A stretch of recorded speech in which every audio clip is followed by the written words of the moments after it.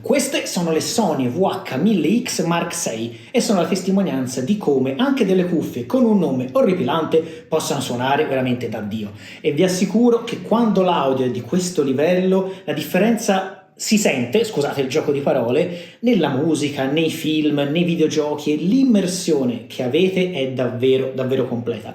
E allora, senza ulteriori indugi, ecco 20 pillole, 20 piccole cose importanti da sapere su queste Mark VI. E dato che parliamo di audio, se adesso non vi iscrivete al canale, il resto del video sarà muto.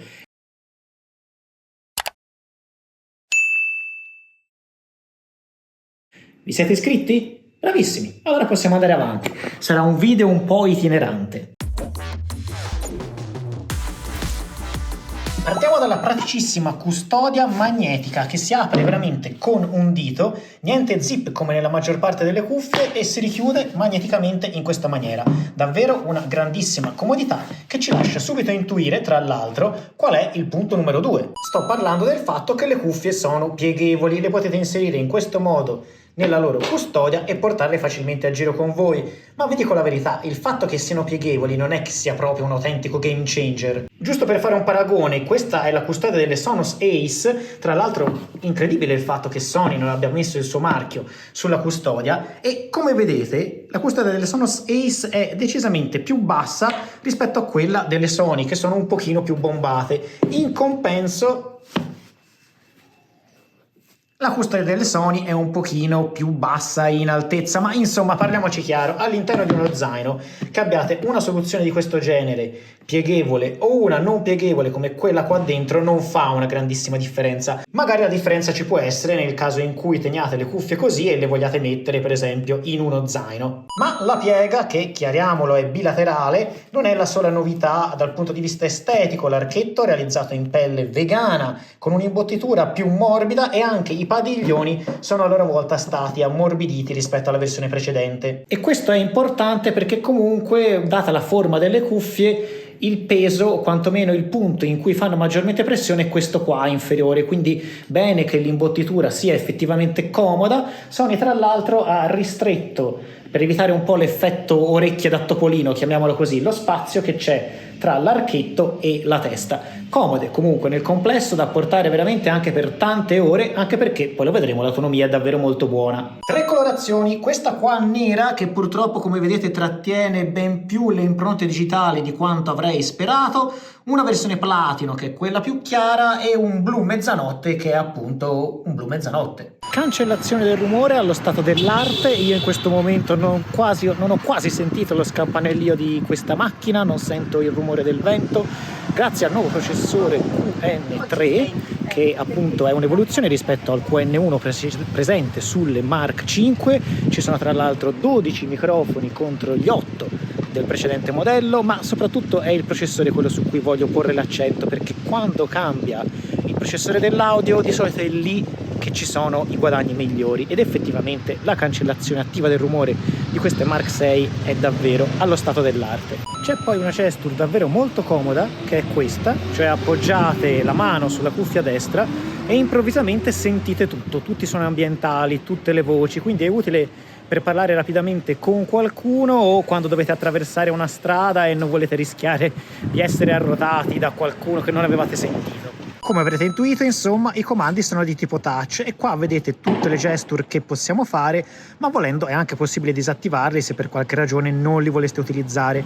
Sono soltanto 2 i pulsanti fisici, uno per l'accensione, spegnimento, accoppiamento, e l'altro per la gestione della cancellazione del rumore, ma è anche in grado di fare qualcosina in più tramite l'applicazione. È possibile infatti associare delle specifiche applicazioni alla pressione di questo tasto. Con 2 volte possiamo avviare, vedete, Amazon Music, Handle, Spotify, oppure con 3 volte sempre le stesse applicazioni. E inoltre, abilitando questa funzione, è possibile spegnere il microfono durante una chiamata con un doppio clic appunto su quel tasto che vi ho fatto vedere, in modo sostanzialmente da andare in mute e far sì che il nostro interlocutore non senta quello che stiamo dicendo. Ci sono inoltre 3 modalità di ascolto: quella standard, che sostanzialmente è quella che utilizzerete sempre, quella che fa sì che la musica sia riprodotta come se fosse per esempio da un distante caffè, o in una sala soggiorno, o la mia stanza. Insomma, vi fa sentire un po' le cose in background per certi versi, ma è un effetto che, vi dico la verità, non mi ha particolarmente colpito. E se no, c'è la modalità cinema che effettivamente esalta le voci e la spazialità dell'audio, ma che funziona al massimo della sua, diciamo, potenzialità soltanto con la tecnologia 360 Reality Audio Mix di Sony, quindi comunque il campo di utilizzo è abbastanza ristretto. Il concetto è che nel 99,9% del tempo andrete con la modalità standard. C'è ovviamente anche un equalizzatore che, come vedete, ha tanti vari preset che poi dopo potete andare a personalizzare come volete, equalizzatore a 10 bande, e poi c'è la bellissima funzione trova il tuo equalizzatore, cioè in pratica voi fate partire dell'audio in riproduzione, selezionate questi pulsantini qua che cambiano appunto l'equalizzazione e alla fine avrete scelto quello che è il suono che piace di più al vostro orecchio, indipendentemente da quali fossero i preset. Questo suono personalizzato scelto da voi viene poi salvato nella voce personalizzato 2, che ovviamente, se poi per qualunque motivo voleste cambiare, potete sempre fare manualmente. Ma il bello dell'app Sony sono gli automatismi. Vedete qua, io ho impostato il controllo del suono adattivo e lui ha rilevato che in questo momento io sto camminando e quindi mi sta facendo sentire un po' di suoni ambientali, perché quando cammini forse isolarsi proprio completamente dal resto del mondo non è la migliore delle idee. Quando ci siamo fermati, lui capisce invece che siamo appunto in una situazione più di relax e allora vedete che quando siamo fermi attiva l'annullamento del rumore. Potete ovviamente andare a personalizzare tutte questi riconoscimenti automatici quando cammini, quando corri, durante il trasporto, e scegliere il tipo di suono che volete, andando poi a personalizzare. Guardate come si colorano le vetture o le persone sullo sfondo, per esempio il livello di suono ambientale che volete in base a quella determinata modalità. Tutto avviene in modo automatico, appunto, può essere utile, ma come tutti gli automatismi ci sarà senz'altro quella volta in cui il riconoscimento fallirà o nel quale avreste voluto impostare da soli un'altra modalità. C'è ovviamente la connessione multipoint, purtroppo solo 2 dispositivi, ma devo dire che funziona veramente benissimo. Passate da uno all'altro a seconda di quello che sta riproducendo dell'audio in quel momento in maniera quasi istantanea. È davvero uno dei migliori multipoint che abbia mai provato. E sempre in tema di automatismi vi segnalo la funzione dettatura vocale testo, il cui titolo è veramente ingannevole. Cioè, che cosa fa in pratica? Quando le cuffie sentono che voi state parlando, attivano la modalità trasparenza. Potete andare qua ad impostare la sensibilità di riconoscimento vocale e il tempo di chiusura di questa modalità trasparenza dopo che avete smesso di parlare. Vi assicuro che il riconoscimento è veramente perfetto. In una stanza con tante persone che parlano non si è mai attivato accidentalmente quando erano gli altri a parlare, ma solo quando ero io a parlare. Detto questo, non è nemmeno sempre piacevole il fatto che, come aprite bocca, le cuffie passino subito alla modalità ambientale, quindi esattamente come vi dicevo prima, non tutti gli automatismi sono sempre impeccabili. Altro automatismo: i gesti della testa. Per una chiamata in arrivo, se annuite potete accettare, scuotere la testa invece per rifiutare. Funzionano, devo dire, abbastanza bene, ma non ne ho mai sentito tutta questa necessità. In ogni caso, sono lì se li voleste provare. Continuiamo con gli automatismi, con le scene. Per esempio, prima vi ho fatto vedere che lui adatta l'audio se riconosce che stiamo camminando, ma può anche far partire proprio della musica specifica nel momento in cui capisce che stiamo per fare una camminata. Potete scegliere qui i servizi tra Amazon, Spotify ed Endel, l'orario, il luogo, insomma personalizzare il tutto in modo che avvenga automaticamente la riproduzione di musica in seguito a certe scene come walking, running o gym. Al solito, non ve lo ripeterò per l'ennesima volta, è un buon automatismo che fa quello che deve. Il fatto che possa essere sempre o meno utile dipende molto dal vostro stile di vita. Prima vi dicevo che sono anche cuffie adatte al gaming ed eccolo qua, la connessione Bluetooth LE da selezionare per utilizzare appunto un collegamento a bassa latenza, che è quello preferibile per i giochi. Vi dico la verità che comunque anche in modalità classic audio la latenza Bluetooth è raramente percettibile, cosa che invece non avviene con tutte le altre cuffie o soprattutto auricolari Bluetooth. Ottima autonomia, 30 ore con cancellazione del rumore attiva, e se la disattivate io sono arrivato penso circa intorno alle 50 ore, davvero valori eccezionali. Sono le classiche cuffie che finite per scaricarle perché vi siete dimenticati che dovevate ricaricarle, perché vi abituano appunto a durare veramente tanto. E la ricarica tra l'altro è anche piuttosto rapida, con circa 3-4 minuti di ricarica vi farete 3-4 ore di ascolto. Mica male. Ok, ma al netto di tutte queste pillole, come suonano queste Sony? suono veramente bene e non è retorica. Mi sono ritrovato per esempio a guardare una stessa serie che avevo iniziato prima di avere queste cuffie, ora tramite di loro, ed è tutto più ricco, e non sto parlando nemmeno di una serie particolarmente moderna con chissà quali effetti audio. Sto parlando di una serie ormai vecchia di una decina d'anni, che però con queste cuffie mi trasmetteva molti più suoni, molti più profondità rispetto ad altri modelli. E la stessa cosa vale ovviamente anche per la musica classica, la musica leggera, la musica insomma in generale, ma anche per i videogiochi.